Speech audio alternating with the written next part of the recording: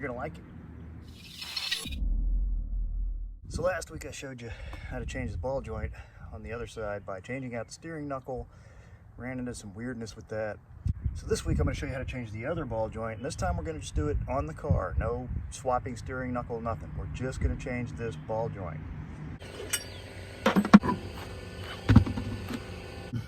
Take this pin out,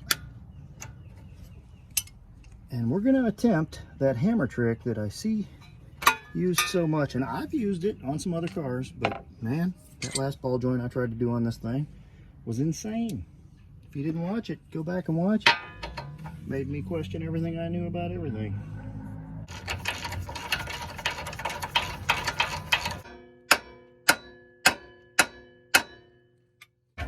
So yeah, a few taps on that and that came right out. See right here? So yeah, we're good on that one. Man, I don't know what was up with that one last week.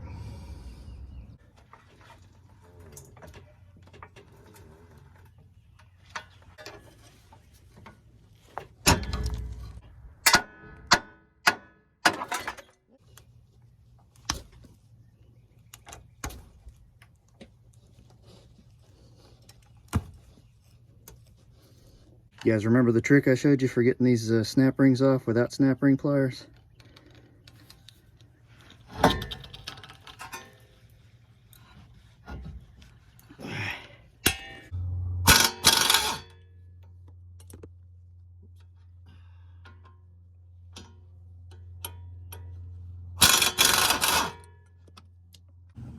Now let's assume that you can't get the fancy tools. You can do this without them if you've got the universal percussion instrument. Persistence. See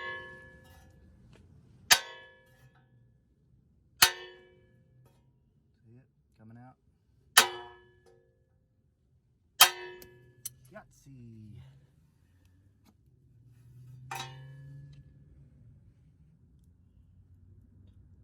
Again, not nearly as bad.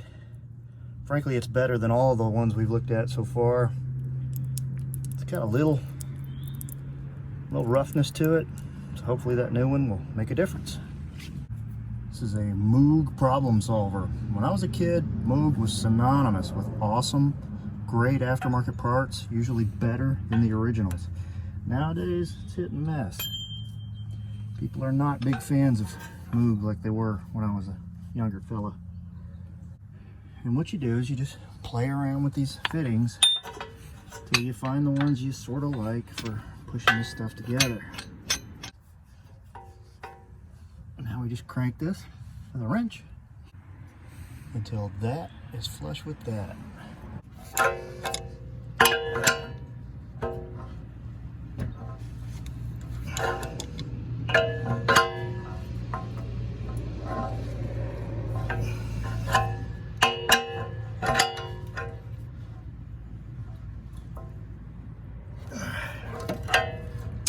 Let's see, is that flush?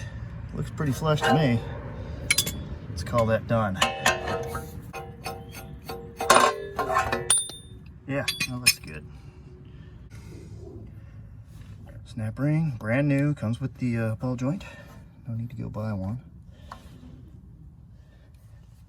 Last time I showed you how to put the snap ring in without a snap ring plier. I'm going to show you a different method this time, using two picks.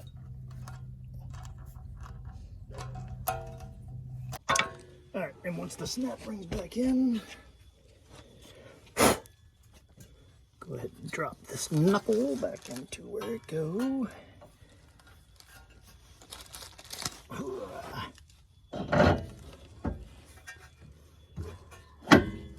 When you see a nut like this, it's got notches cut in it. It's called a castle nut. It's generally designed to work alongside a cotter key. What's a cotter key or cotter pin? This right here. That goes through to hold the nut in place. And they don't like to be abused. If you beat on this nut, it won't live very long.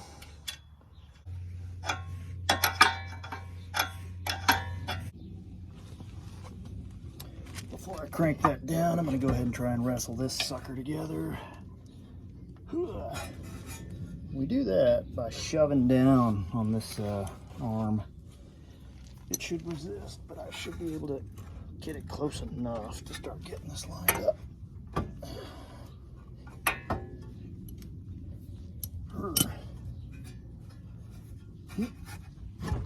There we go. Yeah, come on, sucker. Kind of wiggle woggle that around until you can get the old spud in there. Now, once you get the spud in, you're home free.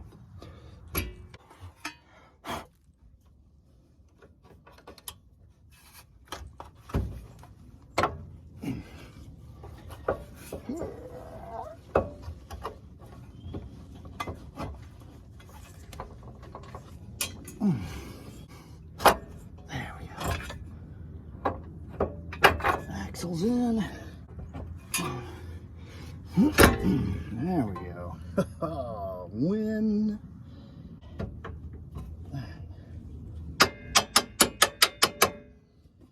Bolt. Nut. You guys should be good at this by now. You've watched me do this 100 times this winter, summer, fall. Line it back up. Bolt.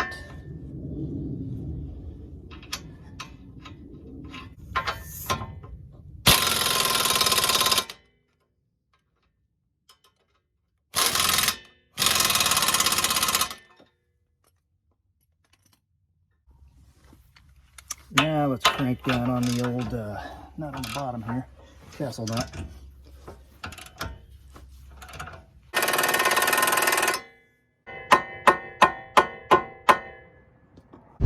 Had a couple of folks ask me after the last video whether or not replacing that ball joint made any noticeable difference either in noise or drivability, and I'd say yes on the noise. Not a lot of difference, but some difference. It's a little less rattly up front. On drivability, yes, big yes. I had a lot of sloppiness in the front end that I thought was kind of, you know, the car pitching back and forth because of a bad alignment. But now I realize that that pitching back and forth was that tire changing direction a little bit, just enough to make the car kind of jerk a little bit. You know, when you go over uneven pavement and you get that kind of jerk to one side or the other, I would get that occasionally. And especially like changing lanes at high speed on the interstate. And you know, it's a good thing I changed it when I did, because that thing, I don't know how long it was going to last, but I'm going to bet that it wasn't going to last very long. So anyway, it sounds a lot better, drives a lot better. I've decided to go ahead and go through the rest of the front end. I've got some new front sway bar bushings coming, and I'm probably going to put in some links, some dog bones on the end. This car has 280,000 miles. It's time to start replacing more parts on the front end. Those ball joints were aftermarket Moog ball joints, and I replaced them with what I think is exactly the same thing. And we'll see how long they last. I don't know if they were put in 50,000 miles ago or 150,000 miles ago. That's the dice you roll when you buy a used car. You don't know who did what when. I've got pretty good maintenance records on this thing up to its first 100,000 miles, and then they just disappear. So who knows what's happened to it since then. But anyway, till next time, this is Clint Cersei saying like and subscribe, scavenger type. See ya.